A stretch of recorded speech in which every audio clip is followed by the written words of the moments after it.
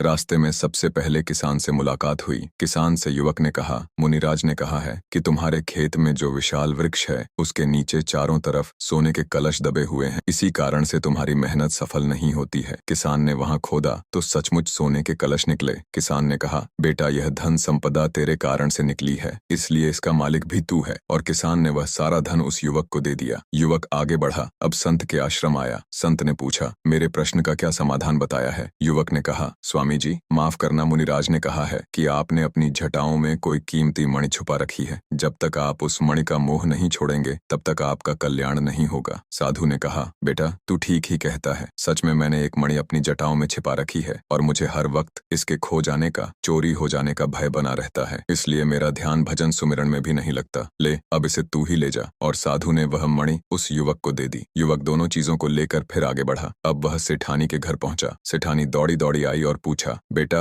बोल क्या कहा है मुनिराज ने? युवक ने कहा कि माँ जी, मुनि जी ने कहा है कि तुम्हारी बेटी जिसको देखकर ही बोल पड़ेगी वही इसका पति होगा। अभी सेठानी और युवक की बात चल ही रही थी कि वह लड़की अंदर से बाहर आई और उस युवक को देखते ही एकदम से बोल पड़ी। सेठानी ने कहा, बेटा आज से तू इसका पति हुआ। मुनिराज की वाणी सच हुई और उसने अपनी बेटी का विवाह उस युवक से कर दिया। अब वह युवक धन, मणि और कन्या को साथ लेकर अपने घर पहुंचा। माँ ने पूछा, बेटा तू आ गया, क्या कहा है मुनिश्री ने? कब हमें इन दुखों से मुक्ति मिलेगी? बेटा ने कहा, माँ मुक्ति मिलेगी नहीं, मुक्ति मिल गई। मुनिराज के दर्शन कर मैं धन्य हो गया। उनके तो दर्शन मात्र से ही जीवन के दुख, पीड़ाएं और दर्द खो जाते हैं। माँ ने पूछा, तो क्या मुनिराज ने हमारी समस्याओं का समाधान कर दिया है? बेटे ने कहा, हाँ माँ, मैंने तो अपनी समस्या उनसे पूछी ही नहीं और समाधान भी हो गया। माँ ने पूछा, वो कैसे? बेटे ने कहा, माँ मैंने सबकी समस्या को अपनी समस्या समझा तो मेरी समस्या का समाधान स्वतः हो गया। जब दूसरों की समस्या अपनी खुद की समस्या बनने लगती है तो फिर अपनी समस्या कोई समस्या ही नहीं रहती। जो दूसरों के लिए सोचता है ईश्वर स्वयं उसके लिए करते हैं। जय श्री राधे कृष्ण।